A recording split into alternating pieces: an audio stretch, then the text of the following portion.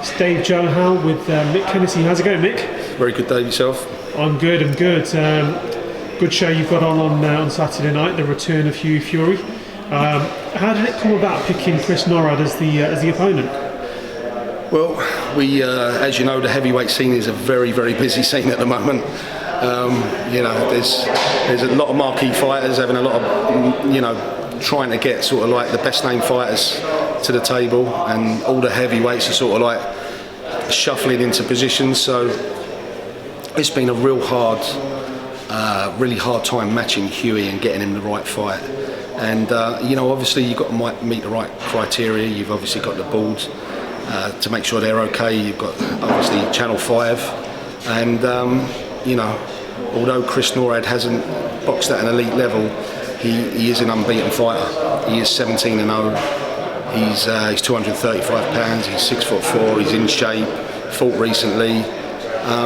So the fact that he's an unbeaten fighter, it filled the criteria, especially where we was having a hard job getting the fight we probably would have originally wanted in the first place. But what I like about this is, there's no frills, there's no just putting a title to it for the sake of it. This is a quality 10-round international heavyweight contest, and with an unbeaten Canadian. So it is for me a really good gauge of where Hughie's at with all the time he's had out, and the well-documented eye injury. So this comeback fight is the perfect fight for him, because I'm really, really excited to see how Hughie performs now, because Peter's made so many changes to him in camp.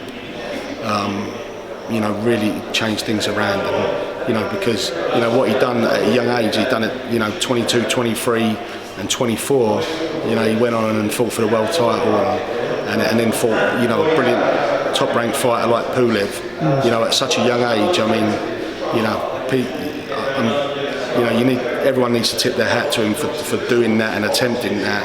Now, Peter's making the adjustments so that when he gets there and he makes an assault on a major world title again, that there's no stone unturned, and he not only wins, but he wins in style when he holds on to the world heavyweight title. So that's what the comeback's all about.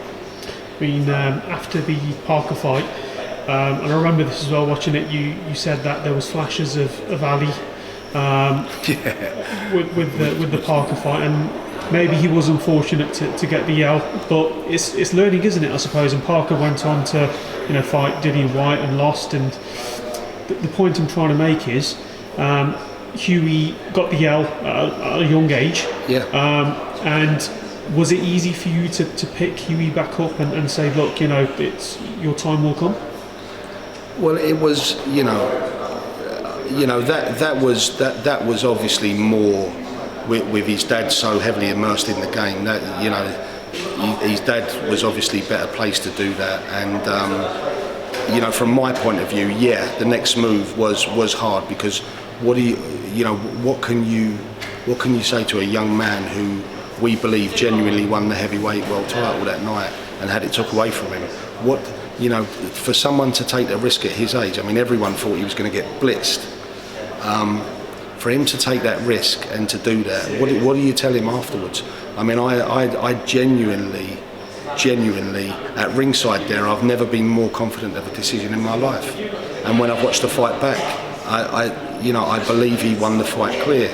And there's a lot being made about it, but I thought he boxed, for a young man. I thought he boxed beautifully that night, and I think he outclassed Joseph Parker, and I just think it was wrong what happened. So, as I say, that can happen. He's wiped his mouth of it, and got straight back on the horse, and next time, myself and Peter and Hughie, we want to make sure that whoever's putting obstacles in our way, it doesn't matter. He's gonna come through in style. Good stuff. And also, Channel 5 free-to-air platform. Al Heyman showing that free-to-air is massive. Is that going to be? Do you see the pay-per-view model slowly dying now and more the free-to-air taking over, as opposed to people dipping in their pockets paying 30-40 quid for a card?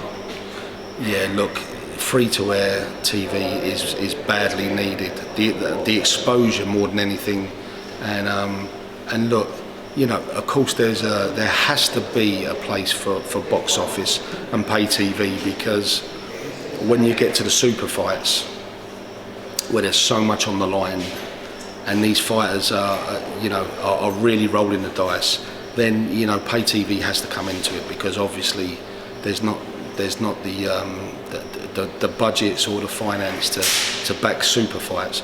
But, you know, the majority of normal fights and fighters building their careers, and you know, should be on free-to-air TV. The supporters deserve that, because, you know, when a fight's big enough and good enough, you know, everyone will pay for it without blinking. But you know, there's a lot of obviously very, you know, dubious fights out there that are being labelled pay-per-view. So yeah, it's much needed. Realistically in the UK, it's the only free-to-air boxing there is on a terrestrial TV channel, that is. Mm-hmm. And I take it you'll be watching the Joshua and Ruiz fight next week with open eyes as well. Do you think there will be a day when promoters can talk and put networks to a side, and all the big 3, 4, 5 can all fight each other?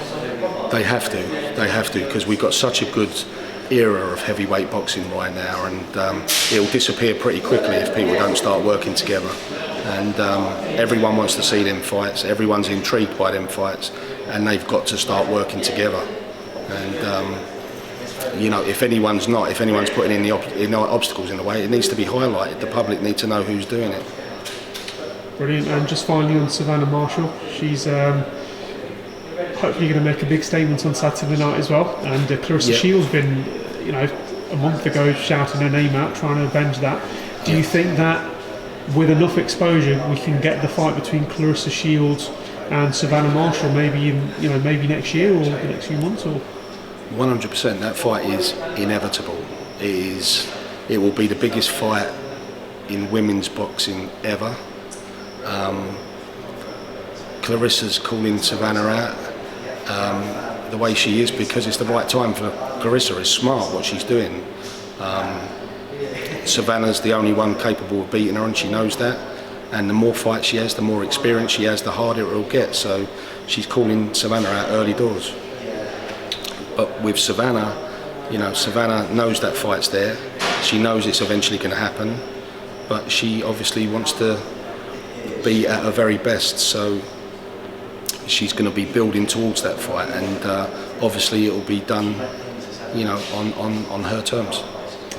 Good stuff, Mick. All the best for Saturday night, and especially because your lad's fighting as well. So all the best on that, and good luck with everything. On the Boxing Voice.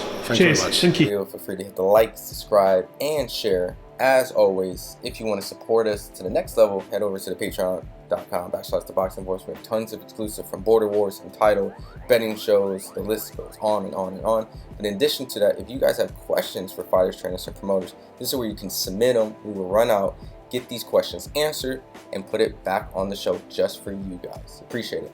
Peace.